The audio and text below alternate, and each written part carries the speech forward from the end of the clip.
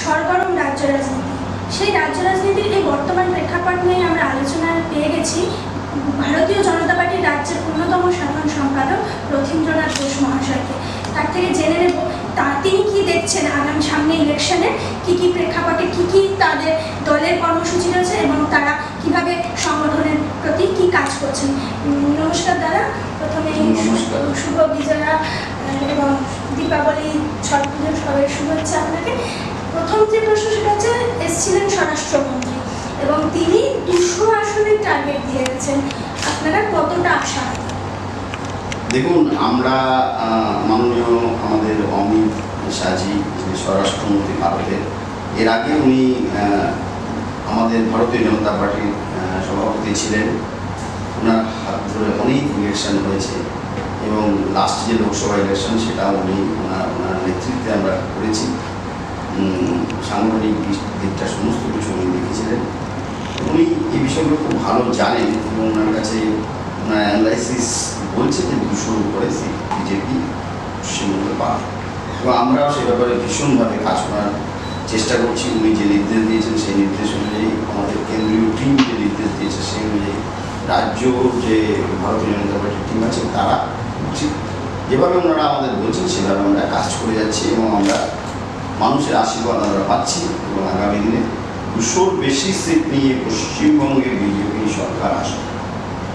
কেন্দ্রীয় 5 জন নেতা এসেছিলেন এবং আগামী দিনে 39টি সাংগঠনিক জেলার জন্য আরও 39 জন কেন্দ্রীয় নেতা আসবেন। তার মধ্যে উত্তরপ্রদেশের একজন শোনা যাচ্ছে যে একজন থাকবেন, যার সংগঠন বাড়ানোর ক্ষেত্রে যিনি বুথ লেভেল পর্যন্ত সংগঠন তৈরি করতে প্রচণ্ডই পারদর্শী। তো কি বলবেন এই বিষয়ে, আপনারা কতটা সক্ষম হবেন? দেখুন, এক সর্বভারতীয় দল ইলেকশনের জন্য, ইলেকশনের আগে, ইলেকশনের জন্য সব জায়গায় সবাই যায়, যার যেখানে দরকার পড়ে সেখানে যায়। আপনি দেখেছেন যে মহারাষ্ট্রের যিনি চিফ মিনিস্টার ছিলেন তিনি বিহার নির্বাচনের দায়িত্বে ছিলেন। তো এটা তো সর্বভারতীয় দল, এটা তৃণমূল কংগ্রেসের মতো না যে all India Trinamool Congress head office Kolkata, সমস্ত অফিস বিহার কলকাতা, এটা না। আমাদের সারা ভারতবর্ষ জুড়ে কার্যকর্তা তারা বিভিন্ন কমিটিতে আছেন, কেন্দ্রের যে টিম আছে তাতে আছে। আমাদের কেন্দ্রের টিমে তো এবার পশ্চিমবঙ্গ থেকে 2 জন আছে, কেন্দ্রীয় যে টিমটা আছে, কেন্দ্রীয় যে কমিটি আছে। এবং শুধু তাই না, এটা শুনে আশ্চর্য হয়ে যাবেন যে পশ্চিমবঙ্গ থেকে আমাদের 3 জন কেন্দ্রীয় পর্যবেক্ষক অন্য রাজ্যে গিয়েছেন। এরকমভাবেই চলে, আবার অন্য রাজ্যের পর্যবেক্ষকরা আমাদের এখানে এসছে। ইলেকশনে এগুলো চলবে এবং এগুলো ওনারা আমাদের সাথে একসাথে কাজ করবেন। আমাদের যে যে জায়গাগুলো কি ঘাটতি আছে সেই জায়গাগুলো দেখবেন। আপনারা দেখেন, আপনারা জানেন যে এটা একটা সিস্টেম যে কেউ হিসাব পরীক্ষা করে, তাকে বলে অডিটর। হিসাব একজনে রাখে, পরীক্ষা করে, ওইখানে যে যে দুর্বলতাগুলো থাকে, যে যে উইকনেস আছে, যে যে জায়গাগুলো আমাদের ঠিকভাবে হয়নি সেসব জায়গাগুলো অডিটর পয়েন্ট আউট করে এবং সেক্ষেত্রে সেই জায়গাগুলো ঠিক করে আবার প্লেস করা হয়। তো এই সিস্টেমটাও তাই যে ওনারা আসছেন, ওনাদের অভিজ্ঞতা সম্পন্ন লোক, যারা ভারতীয় জনতা পার্টির উত্তরপ্রদেশের অনেকবার সরকার করেছে, এখন সরকারে আছে, সেরকম যিনি ওখানকার খুব ভালো দায়িত্বে আছেন তারা আসছেন এবং আমাদেরকে গাইড করছেন, আমাদের সাথে কাজ করছেন, একসাথে কীভাবে করলে ভালো হয় সেটা ওনারা দেখাচ্ছেন। এটা হবে, এটা তো স্বাভাবিক, অস্বাভাবিক কিছু না। এবং সর্বভারতীয় দলের সব ক্ষেত্রে এটা হয়। এটা নিয়ে মুখ্যমন্ত্রী মমতা ব্যানার্জি এটা নিয়ে ইস্যু করার চেষ্টা করছেন, পশ্চিমবঙ্গের মানুষ এখন খাবে। মুখ্যমন্ত্রী মমতা ব্যানার্জি কথা বলা ভুলে গেছে, কথাই বলতে পারে না। এখন কি বলছেন আবল তাবল কিছুই বুঝি না। আগে ওনার আগে কথা বলুন। আজকে আমি সকালবেলা গিয়েছিলাম চায়ের চর্চাতে, মানে বহিরাগত বলছেন। ওনাকে জিজ্ঞেস করুন বহিরাগত বলতে কি বোঝা যায়। ওনার যে কনসালটেন্ট তিনি কোথাকার, তিনি কি কলকাতা থেকে এসছেন? না, বিহার থেকে এসছেন। আমরা তার সম্বন্ধে বহিরাগত বলি না। কারণ ঘটনা হচ্ছে যে কি, আমরা ভারতবর্ষের যে কোনো জায়গার মানুষের যে কোনো রাজ্যে যাওয়ার অধিকার আছে এবং গেলেই ভালো। আমাদের বহিরাগত, আমাদের এত লোক কাজ করে ব্যাঙ্গালোরে, এত লোক কাজ করছে আমাদের অন্য অন্য রাজ্যে, তাদেরকে সবাই যদি বলে বহিরাগত, তারা তো ঠিক না, তারা তো কাজ করতে যাচ্ছে, সবাই কাজ করতে যাবে। শুধু এটা কথা বলে ওনার কাছে যারা আসছে, যাদের কনসালটেন্ট, তারা পয়সার বিনিময়ে কাজ করছে। আর আমাদের কার্যকর্তারা দেশ গড়ার জন্য আসছে, পশ্চিমবঙ্গকে বাঁচানোর জন্য আসছে, তারা পয়সার জন্য আসেন। This is the difference. কেন্দ্রীয় স্বরাষ্ট্রমন্ত্রী জঙ্গলমহল সফরে গিয়ে যে বাড়িতে উনি খাবার খেয়েছিলেন বা তাদের সঙ্গে সময় কাটিয়েছিলেন, সেই বাড়ির যে অসুস্থ রয়েছেন যিনি, তার চিকিৎসার ভার আজকে রাজ্য সরকার নিয়েছে। এবং তাই নিয়ে মানে ওনার রাজ্য সরকারের বক্তব্য, কিছু কিছু বিশেষ দল এই ব্যাপারটা নিয়ে অসুস্থ মানুষকে নিয়ে রাজনীতি করছে, কি বলবেন? দেখুন, মুখ্যমন্ত্রী মমতা ব্যানার্জি দেউলিয়া হয়ে গেছে রাজনীতিগতভাবে। কেননা কেন্দ্র এবং রাজ্যের ক্ষেত্রে যদি বিচার করা যায় আমাদের কনস্টিটিউশন অনুযায়ী, স্বাস্থ্য পরিষেবা কার মধ্যে পড়ে? রাজ্য সরকারের আওতায়। মুখ্যমন্ত্রী মমতা ব্যানার্জি নিজে হচ্ছে এগুলো দেখেন।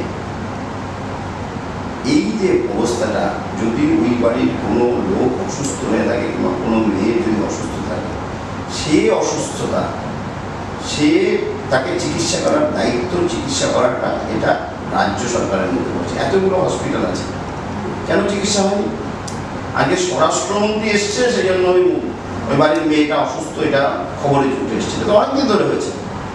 ওরা হসপিটালে আসার সুযোগ পায় না, এবং হসপিটালে আসলে পরে ওরা জানে হসপিটালে চিকিৎসা ব্যবস্থা পশ্চিমবঙ্গে একদম খারাপ। এটাই তো প্রমাণ। আবার আলাদাভাবে কী ব্যবস্থা নেবে? ব্যবস্থা তো সবার জন্য নেওয়া উচিত। মুখ্যমন্ত্রী মমতা ব্যানার্জি, আমরা দেখেছি যে তার খুব কাছের লোক কুকুরের ডায়ালিসিস করেছে একটা হসপিটালে, মানে মানুষের হসপিটালে করেছে। আমরা এটাও দেখেছি। মুখ্যমন্ত্রী মমতা বন্দ্যোপাধ্যায় সুপারকে এক কথায় চাকরি থেকে সরিয়ে দিয়েছে, কারণ উনি ওনার কথা শোনেনি। হসপিটালের অবস্থা কিন্তু সেই আজ থেকে 8 বছর আগে যেরকম ছিল সেরকমই আছে।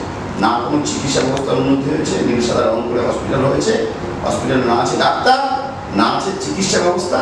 উনি শুধু গিমিং দিচ্ছেন। এই কথাগুলো বলা মানে ওনার ভেতরে যে কিছু নেই সেটা কিন্তু প্রকাশ হয়ে যাচ্ছে। উনি রাজনৈতিকভাবে দেউলিয়া হয়ে গেছে। রাজ্য রাজনীতির প্রশ্নে সেখানে বেশ কয়েকদিন ধরে একটাই মূল চর্চার বিষয়, সেটা হচ্ছে শুভেন্দু অধিকারী। তিনি এখনো জানাননি তিনি তৃণমূল দলে আছেন, না নতুন দল করছেন, না অন্য কোনো রাজনৈতিক দলে যাচ্ছেন, কিন্তু একটু আশা করা যাচ্ছে যে তিনি আপনাদের দলেতে যোগদান করতে চান বা হয়তো আসতে পারেন। এই বিষয়ে আপনার মতামত? দেখুন, আমি কয়েকদিন আগে উত্তরবঙ্গে ছিলাম, তখন মিহির গোস্বামী সম্বন্ধে আমাকে জিজ্ঞেস করেছিল অনেকে, শুভেন্দু অধিকারী সম্বন্ধে অনেকে জিজ্ঞেস করে। এখন একটা প্রশ্ন, যারা 2011 সালে তৃণমূল কংগ্রেসকে মানুষের মনে প্রতিষ্ঠা করেছিল, তৃণমূলের কংগ্রেসের প্রতি মানুষের বিশ্বাস করিয়েছিল, বেশিরভাগ মানুষ আজকে কোণঠাসা হয়ে গেছে। নতুন এক গ্রুপ এসে সেই তৃণমূল কংগ্রেসকে দখল নিচ্ছে। তা সর্বত যারা, যেমন আমরা সিঙ্গুরের রবীন্দ্রনাথ ভট্টাচার্য যিনি টিচার, এরকম অনেক আছে, লিস্ট প্রচুর আছে, যারা বীতশ্রদ্ধ হয়ে গেছে। এখন এই যে কাটমানি, সিন্ডিকেট, এই অপরাধীদের সর্বরাজ্য বানানো, এই কয়লা চোরাচালানকারী, এই সোনা চোরাচালানকারী, জিহাদিদের সর্বরাজ্য পশ্চিমবঙ্গে করায়, এর প্রতি কোনো, এদের এগেনস্টে কোনো ব্যবস্থা নেওয়ার চেষ্টা করছে না এবং নিচ্ছেও না আজকে এই সরকার। তাতে মানুষ অতিষ্ঠ হয়ে যাচ্ছে। শুভেন্দু অধিকারী একদম নিচ থেকে সংগঠনকে খাড়া করে নিয়ে এসছে, আমরা দেখেছি।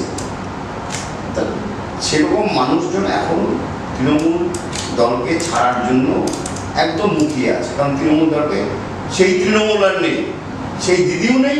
সেই দিদি আজকে নীল সাদা শাড়িতে 120 জন বিজেপি কার্যকর্তা যাদেরকে হত্যা করা হয়েছে তাদের রক্তের দাগ লেগেছে। এটা বলতে চলবে না। দিদির রাজত্বে এতগুলো মহিলা ধর্ষিত হয়েছে, কটা মহিলা আজকে সুবিচার পেয়েছে, এগুলো মানুষ দেখছে। এবং যারা এই সরকারকে, বামপন্থীদের যে স্বজন পোষণ, বামপন্থীদের অত্যাচার, বামপন্থীদের যে মানুষকে ভুল বোঝানো, এগুলোর পরিবর্তে তৃণমূল সরকারকে নিয়ে তারা আজকে কিন্তু রিভল্ট করছে। তারা আজকে পরিবর্তন চাইছে। যে দিদি আর সেই দিদি নেই, যে দিদিকে 2011 সালে পশ্চিমবঙ্গের মানুষ আশা করে ভালোবাসে এনেছিল, সেই দিদি এখন আর নেই। সেই দিদির সাদা শাড়ি, নীল পাড় শাড়ি রক্তের দাগ লেগে আছে, দুর্নীতির দাগ লেগে আছে। সব কিছুতে দিদি প্রতি তাদের অনীহা প্রকাশ করছে। এর আগে যখন মুকুল রায় দল ছেড়ে বিজেপিতে জয়েন করেছিলেন তখন বলা হয়েছিল বিরোধী দলের তরফে যে সারদা নারদায় যে সমস্ত তদন্তকারী সংস্থা যেগুলো আছে সেগুলো তদন্ত থেকে বাঁচবার জন্য উনি এই দলে এসছে। শুভেন্দু অধিকারীর ক্ষেত্রেও কিন্তু বিরোধীদের এরকম একটা ইচ্ছে যে যদি যান উনি চলে আসেন এই দলে সেক্ষেত্রে এই জিনিসটা থেকে বাঁচার জন্য ক্ষেত্রেই কিন্তু উনি আসবেন। কি বলবেন? দেখুন, সারদা নারদা নিয়ে যত কম কথা বলা যায় ততই ভালো। যে পুলিশ অফিসার আজকে প্রমাণগুলো নষ্ট করেছে, যে পুলিশ অফিসার এর সারদা নারদার সম্বন্ধে অঙ্গাঙ্গিভাবে জড়িত, সেই পুলিশ অফিসারকে বাঁচানোর জন্য ভারতবর্ষে এমন কোনো ঘটনা নেই আপনি দেখাতে পারবেন না যেখানে মুখ্যমন্ত্রী ধর্নায় বসেছে, মুখ্যমন্ত্রী তার বাড়িতে গিয়ে তাকে প্রোটেক্ট করার চেষ্টা করেছে। এটা তো আমরা দেখেছি। সারদা নারদার যে মুখ্যমন্ত্রী কতটা জড়িত সেটা পশ্চিমবঙ্গের মানুষ জানে। আপনি বলুন তো দেখি, মুখ্যমন্ত্রীর ছবি আজকে ৭৬ লক্ষ টাকা বিক্রি হয়, ১ কোটি টাকা বিক্রি হয়, কেমন করে হলো এগুলো আমরা বুঝি না। যে একটা ছবি বিক্রি হচ্ছে ১ কোটি টাকা, একটা আপনার আরেকটা ছবি বিক্রি হচ্ছে ৭৬ লক্ষ টাকা, এগুলো কারা কিনছে? সারদা নারদার মালিকরাই কিনছে।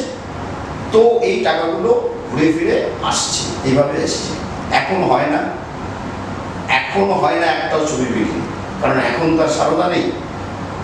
সারদা নারদারা দুর্নীতিতে কারা জড়িত, কি করেছে সেটা মানুষ দেখেছে, এবং সমস্ত যে নথি সেই নথিগুলো ডিস্ট্রয় করেছে যারা তাদেরকে প্রোটেকশন দেওয়ার জন্য মুখ্যমন্ত্রী মমতা ব্যানার্জি মুখিয়ে আছে, এবং দিয়েছে, সারা ভারতবর্ষের মানুষ দেখেছে। সেই বিষয়ে কথা বলার দরকার নেই, যেটা হবার সেটা হবেই। সারদা নারদা নিয়ে আর যেন না করা হয়, এবং আমরা ভারতীয় জনতা পার্টি সবসময় চাই যে যে মানুষগুলো ক্ষতিগ্রস্ত হয়েছে সেই মানুষগুলো যাতে তার ক্ষতি পূরণ করা হয়। লিস্ট করলো যে টাকা ফেরত দেবে, কোথায় গেল ওগুলো? তো এগুলো গিমিক মানুষ আছে না। এই রাজনীতি পশ্চিমবঙ্গকে বামপন্থীরা শুরু করেছে, আর এরা হচ্ছে সেটা একদম শেষ পর্যায়ে পৌঁছে দিয়ে গেছে। এবং মুখ্যমন্ত্রী মমতা ব্যানার্জি, আমি বলবো, পশ্চিমবঙ্গকে একেবারে খাদের শেষ কিনারায় নিয়ে এসছে। পশ্চিমবঙ্গকে বাঁচাতে একমাত্র বিজেপি দরকার, এবং যে বিজেপি 2021-এ আসবে, এবং নরেন্দ্র মোদীর নেতৃত্বে কেন্দ্রীয় সরকার এবং এই রাজ্য সরকার সেই নির্দেশে চলবে, যেখানে কৃষকরা সুবিধা পাবে, যেখানে আজকে পরিযায়ী শ্রমিকদের উন্নতি হবে, পরিযায়ী শ্রমিকদের এই কষ্ট সহ্য করতে হবে না। এই জন্য বিজেপি সরকার পশ্চিমবঙ্গের মানুষ অলরেডি ঠিক করে রেখেছে। আরও একটা নাম হতে পারে রাজনৈতিক ময়দানে উঠে আছে, সেটা হচ্ছে মিম। পশ্চিমবঙ্গে তারা এবছর বলেছে প্রার্থী দেবে, বিরোধীদের তরফে অভিযোগ, সেটা শুধুমাত্র তৃণমূল না, সমস্ত আপনাদের বিরোধী দলের ক্ষেত্রেই অভিযোগ, এটা হচ্ছে আপনাদের বিটি। কি বলবেন?